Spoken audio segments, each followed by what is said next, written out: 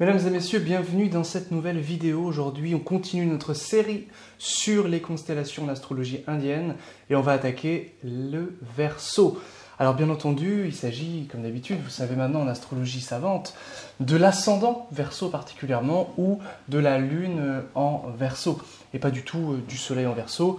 Ça va aussi évidemment parler de vous si vous avez votre maître d'ascendant en Verseau, mais ici on fait simple, donc ascendant ou lune, tout simplement. On est en astrologie indienne, donc astrologie dite sidérale.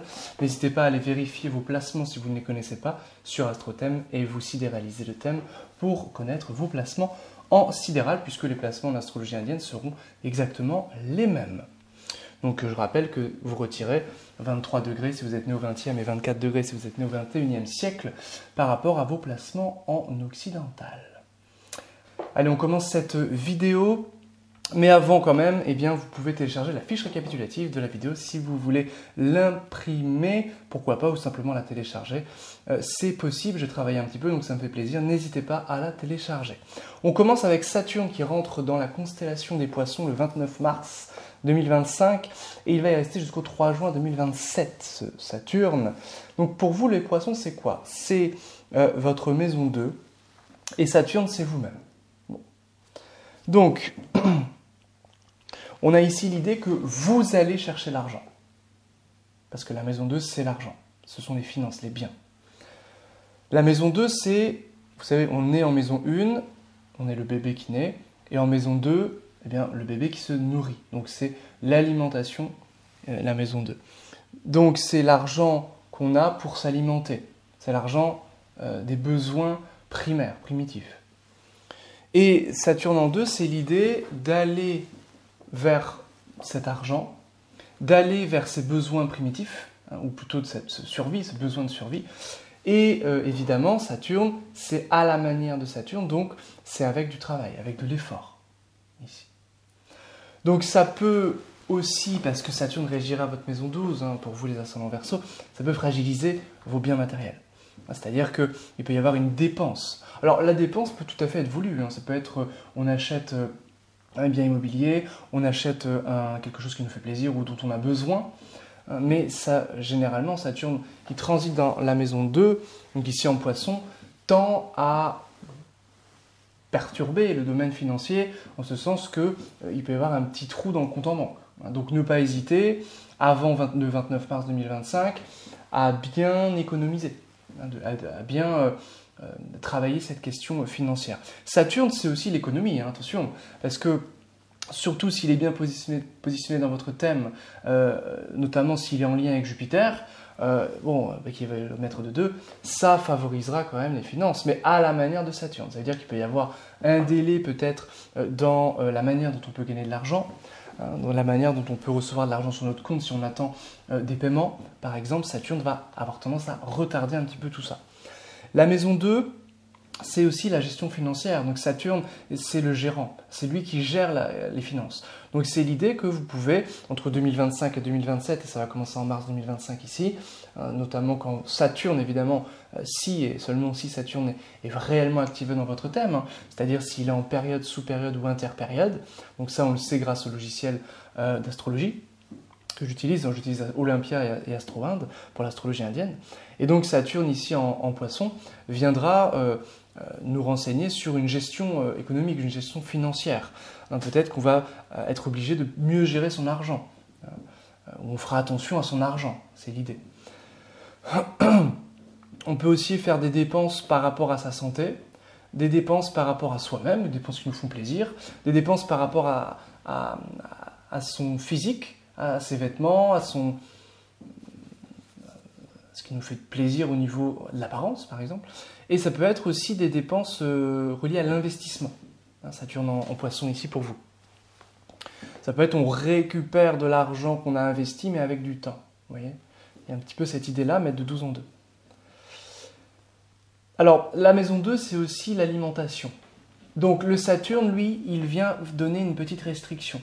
Donc, ça peut être le bon moment, si évidemment le contexte le permet et que vous en avez besoin et surtout envie, de faire un régime. C'est très favorable pour un régime, voilà, Saturne en maison 2. Un régime alimentaire qu'on suit à la lettre, une forme de discipline dans la manière dont on s'alimente. Surtout si dans votre thème natal, vous avez un lien avec Saturne, encore une fois, et la maison 2, ou Jupiter, parce que ce soit par aspect occupation ou en lien avec le maître de 2, donc avec Jupiter, parce que ça renforcera en fait la chose. Parce que Saturne en 2, sinon, s'il est affligé dans votre thème et qu'il a un lien avec la 2, là, ça risque d'actualiser plutôt de la malbouffe. Donc c'est un petit peu l'inverse. Saturne, c'est un petit peu la zone de négligence, c'est ce qu'on néglige un petit peu, et la 2, c'est l'alimentation. Donc ça peut être aussi à un moment donné, attention à l'alimentation et une restriction alimentaire qui s'ensuit. De manière générale, la maison 2, c'est en astrologie indienne la famille proche, la famille de manière générale. C'est l'ambiance familiale. Saturne peut être, c'est pas la meilleure période peut-être pour la famille, c'est-à-dire qu'il peut y avoir dans la famille quelque chose qui est de l'ordre un petit peu de l'incompréhension, voire de l'éloignement avec Saturne. Voilà pour le transit de Saturne. Grosso modo, évidemment, il faudrait rentrer bien plus dans le détail avec le thème de chacun. Jupiter, le grand bénéfique de l'astrologie, eh bien, rentre en Gémeaux le 14 mai 2025 et il va rester un petit peu plus d'1 an puisqu'il y reste jusqu'au 1er juin 2026. Jupiter en Gémeaux, c'est pour vous les Verseaux la maison 5. Jupiter, il va donc être très bon pour les enfants. Notamment pour les enfants du point de vue de la carrière, du point de vue également, je dirais... D'ailleurs, ça peut donner le transit de Saturne en Poisson peut donner un changement dans la carrière d'un enfant. Et ça peut donner aussi des choses favorables pour la vie sentimentale pour un enfant. Alors, évidemment, s'il est en âge. Sinon, de manière générale, ça tend à protéger quand même l'enfant. Jupiter en 5, ça permet d'avoir une bonne connaissance. Donc ça facilite l'étude parce que Jupiter en 5 est en lien avec la maison 9 qui est la maison du Dieu, la maison de l'étude, la maison de l'esprit, de la spiritualité, de la philosophie avec Jupiter, de l'enseignement. Jupiter en 5 favorise le conseil, vous pouvez amener à conseiller des gens, ça c'est très favorable. La créativité favorise les finances, parce que Jupiter est aussi en lien avec les finances, surtout pour vous les Verseaux parce qu'il régit la maison 2, et la maison 11 qui est la maison, à la fois la maison 2 des finances, des biens comme on l'a vu, de survie, et la 11 un petit peu les biens du travail, qui viennent du travail et du réseau. Donc c'est pour ça que c'est en lien avec les clients. Donc tout ça est très favorisé puisque Jupiter en Gémeaux vient aussi activer votre maison 11. Donc il est très favorable pour un ami, pour se faire des amis, pour le réseau, pour faire croître son statut social. Donc vraiment, Jupiter ici pour vous il est excellent, les Verseaux. En plus il vient vous aspecter votre ascendant, votre maison 1. Donc il est excellent pour vous.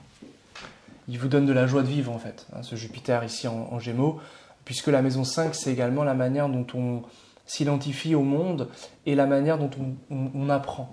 Donc Jupiter ici en 5, on apprend de manière un peu plus sage, ça facilite la sagesse, vous voyez, avec ce Jupiter. Ça facilite le conseil, l'enseignement, la sagesse, la transmission, la joie de vivre, les blagues, l'humour, vous voyez, tout ça c'est Jupiter.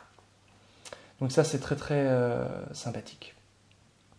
Voilà pour Saturne et Jupiter, donc du 14 mai Jupiter au 1er juin 2026. Maintenant, on va parler des nœuds lunaires. Le nœud nord, Rahu en astrologie indienne, est sur votre tête le Verseau, les Verseaux, du 29 mai 2025 au 25 novembre 2026. Il reste 18 mois.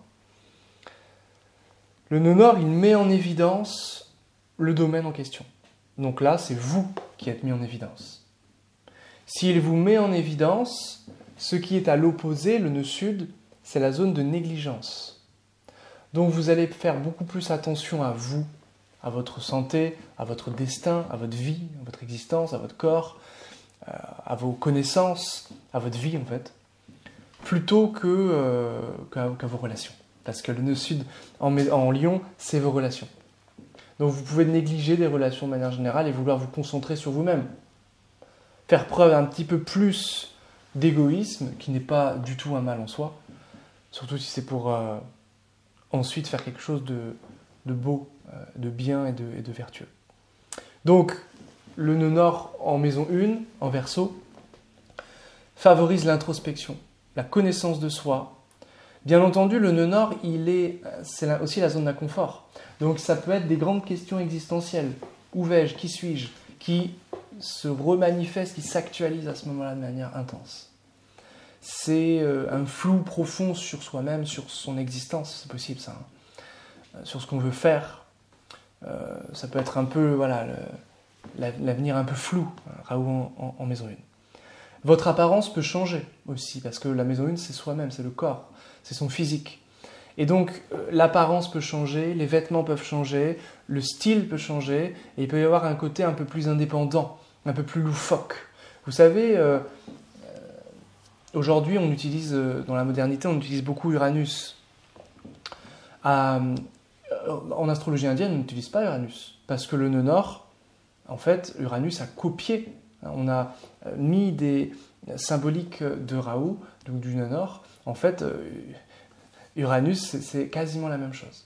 C'est le côté original, atypique, loufoque. Raoult, donc le nœud nord, c'est celui qui, symboliquement, c'est le punk à chien avec des tatouages et voilà, quelqu'un et des piercings, etc. Donc quelqu'un qui veut se faire remarquer et qui, comme ça, a une crise identitaire. Raoult, c'est la crise identitaire ici en maison 1.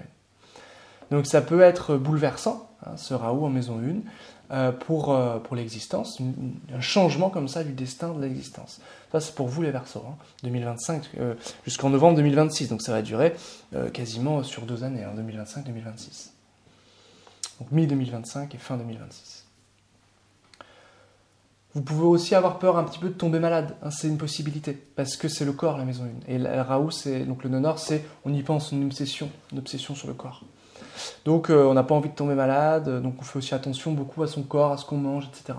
C'est possible. D'où aussi le Saturne en 2, qui peut être aussi en lien avec la restriction alimentaire, donc les régimes. Nœud sud en maison 7, en Lion.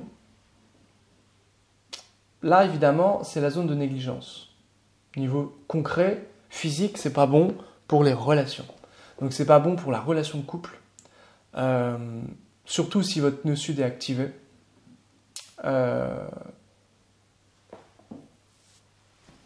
Particulièrement donc en interpériode, en sous-période, en grande période, puisque ça risque de soit fragiliser un peu la santé du conjoint, c'est possible, hein, je ne dis pas que ça va forcément arriver, mais c'est possible, soit entraîner une crise importante au niveau du couple. Crise qui peut être évidemment en lien avec la crise identitaire que vous vivez, c'est une possibilité, hein. Alors, ce que je vous dis là par rapport aux nœuds, ça va surtout être le cas si vos nœuds sont activés. Donc, soit elles peuvent être activées par des éclipses, elles peuvent être activées par d'autres choses comme des périodes, mais ça peut être aussi activé par ce qu'on appelle les nakshatras. Là, je ne rentre pas dans les détails, mais sachez qu'il y a plein de techniques de prédiction pour activer les facteurs célestes. La maison 7, c'est pas que le couple, c'est les relations de manière générale aussi. Donc, vous pouvez être amené à être moins avec les gens, plus avec vous-même, centré sur vous-même, moins avec les gens. Ça peut être une phase où vous travaillez vraiment à fond sur vous, c'est vraiment cette idée-là. Le nœud sud en Lion, ça peut aussi entraîner des vices cachés dans un contrat, donc attention à ce que vous signez, attention aux achats, ce que vous achetez, il peut y avoir un vice caché, il peut y avoir des choses un petit peu bizarres, parce que la maison 7, c'est la maison des contrats, la maison de l'achat et de la vente.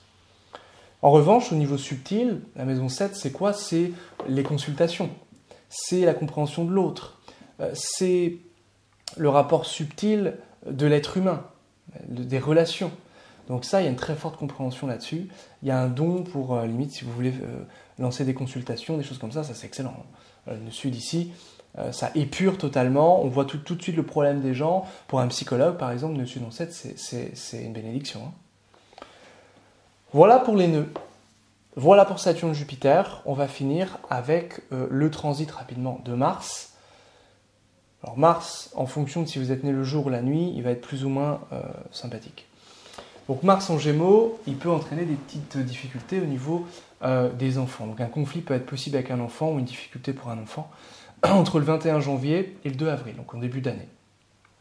En revanche, il tend à favoriser les passions, notamment amoureuses, les défis créatifs, les choses comme ça. Ça, c'est très très bon pour ça. Mars rentre en Cancer du 2 avril au 6 juin, donc là c'est en chute dans votre maison 6, donc là c'est pas bon. Surtout s'il est activé, sinon ça fera pas grand chose, mais s'il est activé, ce Mars, ça peut être, attention un petit peu à la santé, aux ennemis. Maison 6 ici, pas terrible. Mars en Lion du 6 juin au 28 juillet, on retrouve la crise un peu dans le couple avec le nœud sud, qui peut vraiment être, je dirais, un des pires moments, ça peut être entre juin et juillet pour vous. Mars en Vierge, donc ça favorise la recherche, ça favorise l'occulte, l'énergétique, si vous êtes un petit peu dans les énergies, dans le Reiki, dans le magnétisme, etc., ou dans le yoga, dans le tai chi, etc. Ça c'est très très favorable. Pour peut-être une montée de Kundalini, vous savez, des choses un peu comme ça, avec ce Mars en Vierge. Ensuite, on a Mars, donc ça c'est Mars en Vierge, c'est du 28 juillet au 13 septembre. Ensuite, on a du 13 septembre au 27 octobre, Mars en Balance. Donc là, c'est votre maison 9, donc attention au père. Si vous avez toujours le papa qui est là, ça peut être un conflit, un accident, quelque chose un petit peu difficile pour le père. Et généralement, on se bat aussi pour ses idées. Ça peut être favorable pour la politique, pour lancer une école, pour entreprendre, pour des choses comme ça, pour ses idéaux, si vous voulez, maison 9. Une énergie qui peut être tournée vers ses idées particulièrement. Mars en Scorpion du 27 octobre au 7 décembre 2025, là c'est la 10, maison 10. Donc beaucoup d'énergie tournée vers le travail. C'est surtout souvent ici très bon parce qu'il est en domicile, donc il peut apporter, surtout s'il est activé, des fruits très très bons pour la carrière, ce Mars en Scorpion d'octobre à décembre. Et puis enfin Mars en Sagittaire du 7 décembre au 16 janvier 2026. Là c'est en maison 11, ça peut être un petit conflit éventuellement avec un ami, mais surtout beaucoup d'énergie mise au service de vos désirs, de votre vocation. Très très bon ici entre décembre et janvier, donc ça peut vous donner l'opportunité d'agir et de faire ce que vous avez toujours rêvé de faire, les Verseaux. Voilà pour cette petite vidéo, ce petit panorama des prévisions astrologiques pour le Verseau en 2025. Si ça vous a plu, n'hésitez pas à télécharger la petite fiche récapitulative, le lien est en description, à partager la vidéo, à vous abonner, super important pour faire émerger cette vidéo et cette chaîne des bas-fonds de YouTube. Et c'est important pour soutenir mon travail. Et je vous remercie d'avance pour cela. N'hésitez pas à me faire un petit coucou en commentaire et je vous dis à très bientôt, à demain en réalité, pour finir cette série sur l'astrologie indienne avec la constellation des poissons.